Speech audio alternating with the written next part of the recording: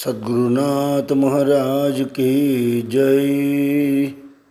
ஸ்ரீ ஞானானந்த குருகுல ஸ்தோத்திர பாராயணத்தில் ஸ்ரீ ஞானபுரீஸ்வரர் தேவாரம் 8வது பாடல். காமக்ரோதமே லோபமே மோகமே காண்மதமாச்சரியமே தாமணுகாவகை தன்னருளால் நம்மை தகுதியாலாட்கொள்ளுவான். பாமரராயினும் பண்பினராயினும் பகரறிவுரை சாற்றும் நாம ஞானானந்தகிரியுடன் அமர்த்தரு ஞானபுரீஸ்வரனே. நம பார்வதி பதயே ஹர ஹர மகாதேவ. 6 விதமான உட்பகைவர்கள் நம்ம மனசுக்குள்ளேயே இருக்கான்னு சொல்கிறது. ஷட்வைரிகள்னு சொல்லுவாள். அது என்னென்ன?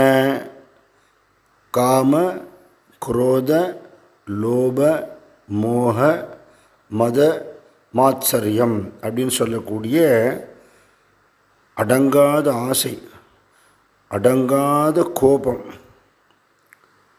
கருமித்தனம்,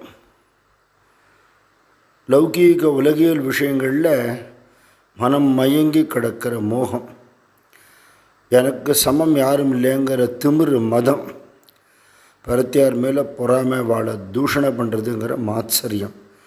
இந்த 6 விதமான எதிரிகள், சத்துருக்கள், இதுதான் நம்மளை பாழ் பண்ணுறது. நம்ம வாழ்க்கையை தெய்வீகமான ஆனந்தத்தை உணர விடாத பண்ணுறது. அப்போ இந்த 6 எதிரிகள் வேற எங்கேயோ இருந்தால் அவள் விட்டு விலகி போயிடலாம். இல்லை யுத்தம் பண்ணுற தைரியம் இருக்கிறவா யுத்தம் பண்ணலாம். நமக்குள்ளேயே இருக்குது, எப்போ தலை காட்டும்னே தெரியாது. அப்படிங்கும் பொழுது எந்த விதமான ஒரு முயற்சி எடுத்து அவள்கிட்டையும் தப்பிக்கிறதுங்கிற ஒரு குழப்பம் நேரும். இந்த 6 பேர்கிட்ட மாட்டிக்காதவா ரொம்ப குறைச்சல், இல்லைன்னு சொல்லிடலாம். ராமகிருஷ்ணர் சொல்கிறார், 6 எதிரிகள்னு நினச்சிட்டு அவளை தோக்கடிக்கணும்னு நினச்சானே நடக்காது. 6 பேரை நண்பர்கள் ஆக்கிக்க பாரு. பகவான் மேலேயே ஆசைப்படு. இன்னும் பக்தி வராமல் இருக்கேன்னு உண்மையிலேயே கோபப்படு. பகவானுக்கு சொந்தமான பொன்னான நேரம், நம்ம வாழ்க்கை, நம்மளுடைய உடைமைகள் எல்லாமே லௌகீகத்துக்கு கொடுக்கறதுல கருமையாக இரு. பகவான்கிட்டையும் அவருடைய அனந்தமான கணக்கில்லாத நாமக்கால், ரூபங்கள், மகிமைகள், இதில் அப்படியே மோகிச்சு கடை. அப்புறம் இப்போ ஏற்பட்ட ஒரு சுவாமிக்கு சேவை பண்ணுற பாக்கியம் கிடச்சிதேன்னு உன்னை பற்றி உனக்கு பெருமிதம் இருக்கட்டும்.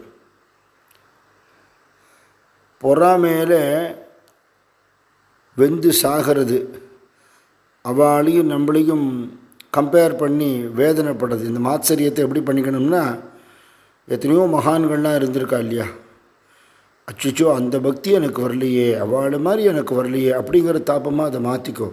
அப்போ 6 பேரும் நண்பர்கள் ஆகிடுவான்னு சொல்கிறேன். இந்த 6 எதிரிகளும் 6 விதமான வேதனை, தாபத்தை, மன கொதிப்பை உண்டாக்குறவா. அந்த கொதிப்பு இல்லாதபடிக்கு பண்ணணும்னா ஒரு குளுமையான இடத்துல இருந்து தான் அந்த கொதிப்பு நம்மளை அண்ட விடாத பண்ணிக்க முடியும். நல்ல வெயிலில் மர நிழலில் நிற்கிறாப்பில், ஜில்லுன்னு தண்ணியில் ஸ்நானம் பண்ணுறாப்பில், குருநாதனுடைய கருணை, அவருடைய பேரன்பு அப்படிங்கிற தன்னருள், தன்னைனா குளுமை, இந்த எதிரிகள் நம்மளை அணுகாத வகையில் தன்னுடைய குளுமையான அருளால் நம்மளை ஆட்கொள்கிறார். அப்படி அவர் அனுகிரகம் பண்ணணும்னா நமக்கு ஒரு தகுதி வேணுமே. தகுதி இல்லையே நமக்கு தான். இப்போ என்ன தகுதின்னா, தகுதியை எதிர்பாராமல் கருணை பண்ணக்கூடிய சுவாமிகிட்ட வந்துட்டோம். அவராலேயே, அவர் அருளாலே, அவர் தாழ் வணங்கின்னு வந்ததுனால தகுதியின்மையை தகுதியாகவே எடுத்துக்கிறார் அவர். மைனஸ் அப்படின்னு இருக்கிறதுக்கு முன்னாடி அவர் நின்றுட்டார். இப்போ மைனஸ் ப்ளஸ்ஸாக போயிடுது. அதனால் தாம் அணுகாவகை தன்னருளால் நம்மை தகுதியால் ஆட்கொள்ளுவான். சுவாமி அடிக்கடி சொல்கிறது, சாமிக்கு அழுக்கு துணி தான் வேணும், வெள்ளை துணியில் வண்ணானுக்கு வேலை இல்லைமே. நமக்கு தகுதி இல்லாமல் இருந்தாலும் குருநாதர் கருணை பண்ணி நம்மளை ஏற்றுண்டு இந்த 6 விதமான எதிரிகள் நம்மளை துவம்சம் பண்ணாமல் காப்பாற்றுறார். இது அவர் பண்ணுறார் பிரத்யக்ஷமாக. ஞானபுரீஸ்வரர் அர்ச்சாவதார ரூபமாக இருந்து அவரும் அதை பண்ணுறார். 2 பேரும் வேறு வேறு இல்லையே. அப்புறம் பாமரராகினும் பண்பினராகினும் பகர் அறிவுரை சாற்றும். எத்தனையோ பாமர மக்கள் வருவா, ஒரு மகான்கிட்ட என்ன கேட்கணும், எப்படி பழகணும், பேசணும், எப்படி வந்தனம் பண்ணணும் ஒன்றும் தெரியாதவா வருவா.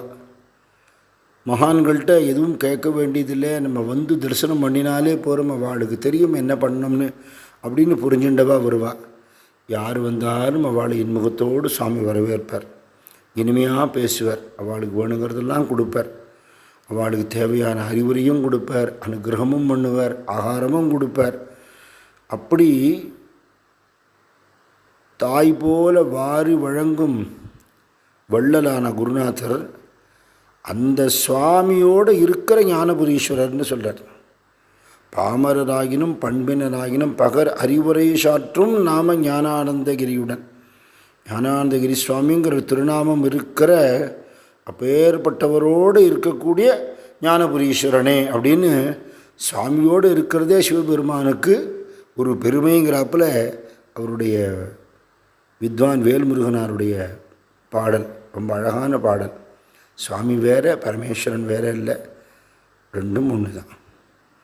சத்குரு ஞானானந்தகிரி பகவானுக்கு ஜெய்.